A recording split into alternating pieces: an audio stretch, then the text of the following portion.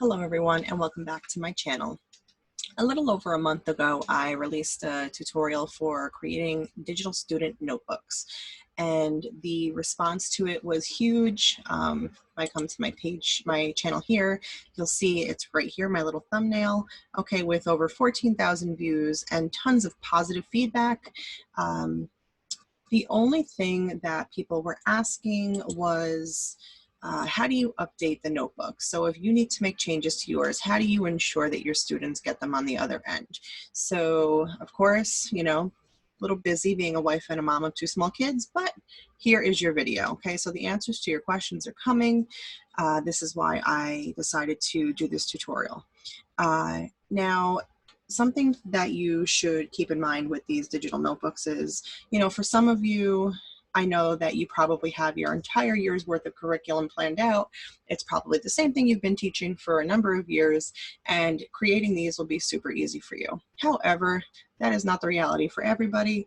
There are teachers out there that still may not, if school has not started yet, still may not even really know what they're going to be teaching this year.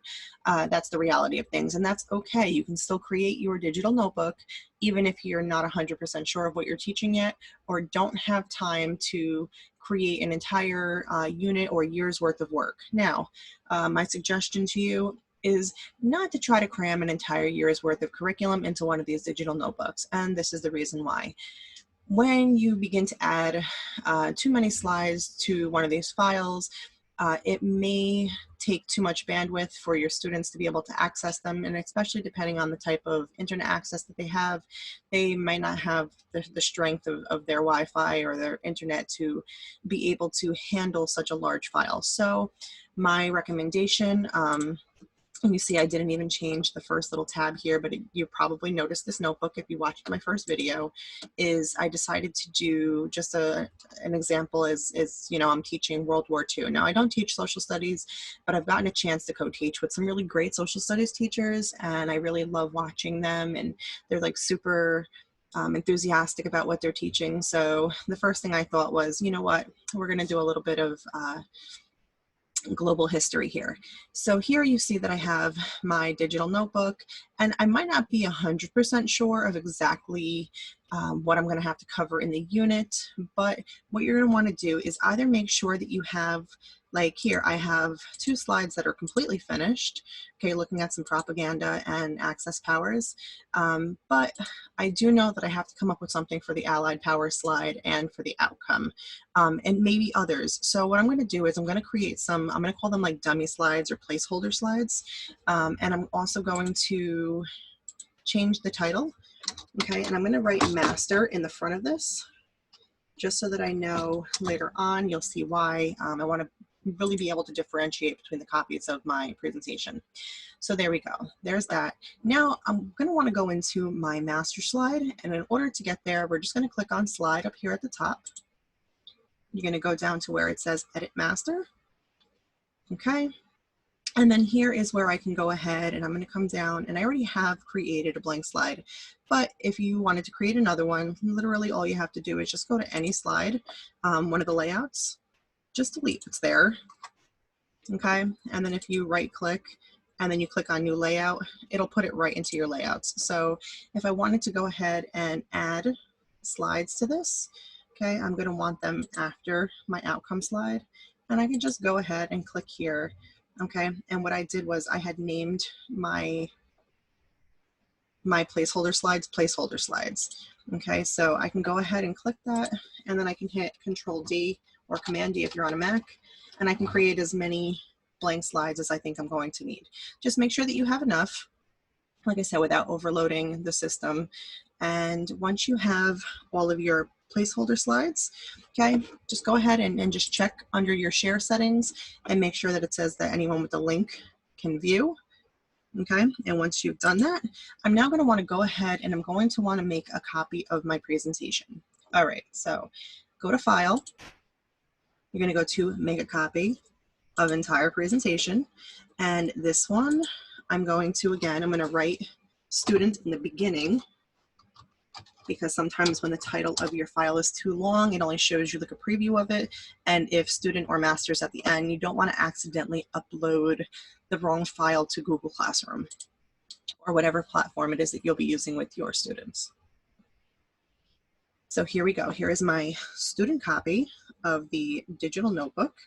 Okay, and then from here, I'm going to go down and I'm going to, besides these slides that I already have finished and I know that they're perfect, I'm going to go ahead and I'm going to delete the other slides. So if I click the first one I want deleted, and then I scroll down to my last placeholder slide, I can go ahead and delete those, okay?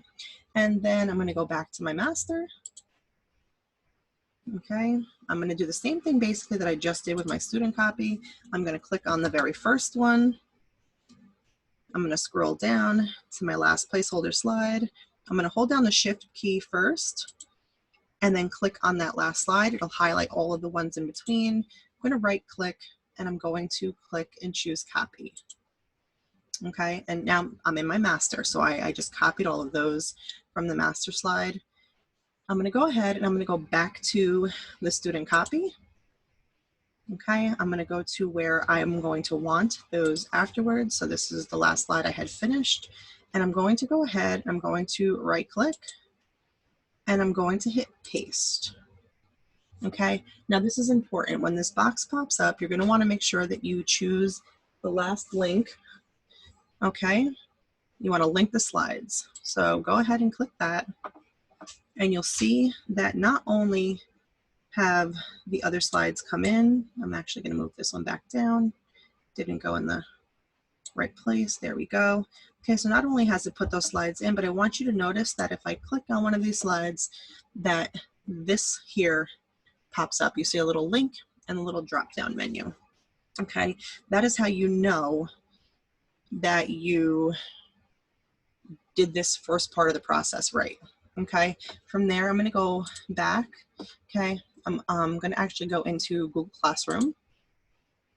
Okay, so I open up this web tab here, and then I go into Google Classroom.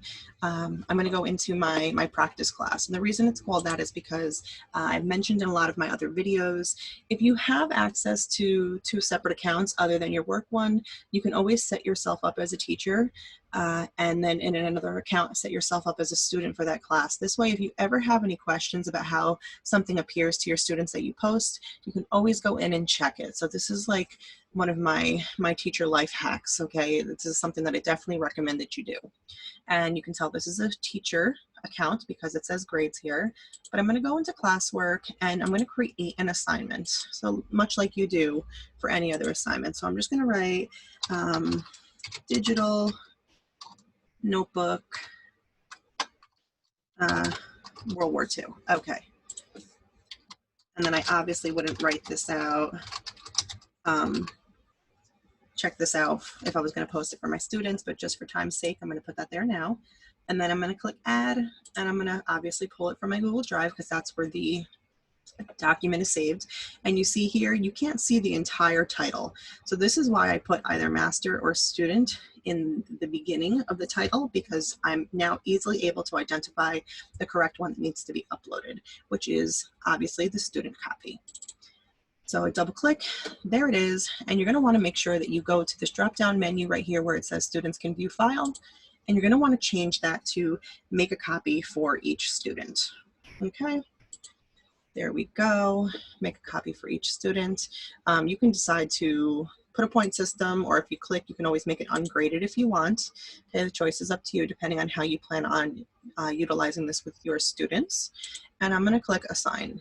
Okay, once this is uploaded, I am then going to hop into my student account. Okay, now this second one really is an account that I had created for my 7-year-old. I periodically send her little love notes and things, milestones that she's accomplished, things happening in her life. This way, when she gets older, I can give her access to the account. So for right now, I just utilize her account for the Google Classroom aspect. And if I go into it, you'll see that she's also set up as a student. So I can go ahead and click into the classroom. Okay, and you can tell this is a student account because it does not have grades at the top. And if I go into classwork,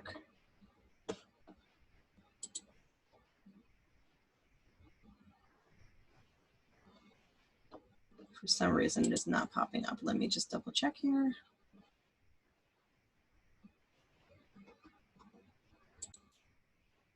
Okay, here it is. Here's the digital notebook, World War II. And again, you'll see that this is a student account because it doesn't have the grades option. So as a student, I'm going to go ahead and I'm going to view the assignment. Okay, I want to go into my digital notebook and I'm just going to give it a second to pop up.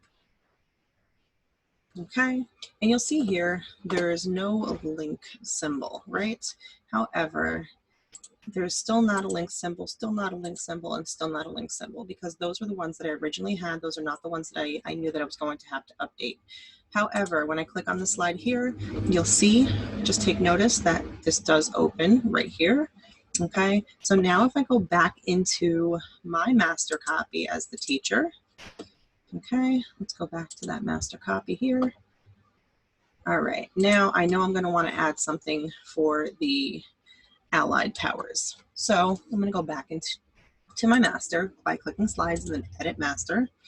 Okay, and this is the one. Now in advance, I had found a really great short video that talked about the Axis versus the allied powers. Okay, and I know that that's what I want to use. So I'm going to go ahead and click the link of the video. Okay, I'm going to go up to where it says insert and I'm going to click video. You'll see here I had done this in advance. I pasted the link. Now all I have to do once I hit the search button and the video pops up is to double click it and it will insert here on my slide. Perfect. Okay, and then if I want to add a text box to the slide here that the students will not be able to manipulate, I just insert it as I would any other one. And I'm going to write, watch this short video clip and record the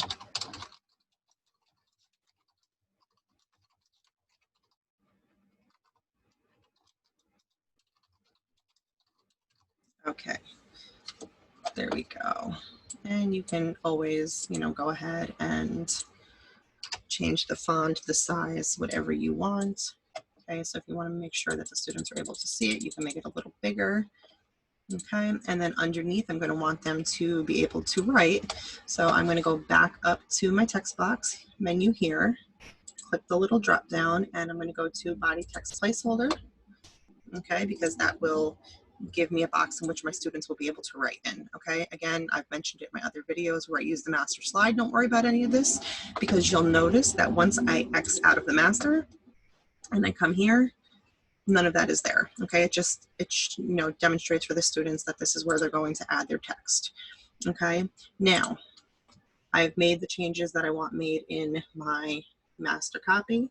Now, if you go back to the student copy where we were working in right here, you'll see now all of a sudden, and it wasn't there before, it says update. Okay, so if you just make sure that students are clear in the beginning, make sure you check out for any updates. If I click this and just give it a second, you'll see that my slide has updated. Okay, now my word of caution to all of you is make sure that you're going to make changes to a slide only once. Otherwise, let's say that I was a student and I recorded my answer down at the bottom here, okay, and I just typed something random, okay, and then all of a sudden my teacher goes ahead and makes some other changes to this, the update will pop up again. However, once the students then hit update, any responses that they had made on the page will be deleted, okay? And then the way around that is to click unlink, but you definitely don't want to do that, okay? It makes things more complicated than they have to be. So for this slide, okay, just make sure that as you are rolling out your slides, I should say, to your students, and you're giving those updates to them, to make sure that you're making the updates once, and then that's it for each one of the slides, okay? And that right there is how you make sure that you're able to update your slides for your students and that they have access to whatever changes you have made to the master copy. So I really hope this answered those burning questions that you've all been having. If the video helped you, make sure you like it. Don't forget to subscribe to my channel and then click that notification bell so you don't miss my future resources. Take care, everyone.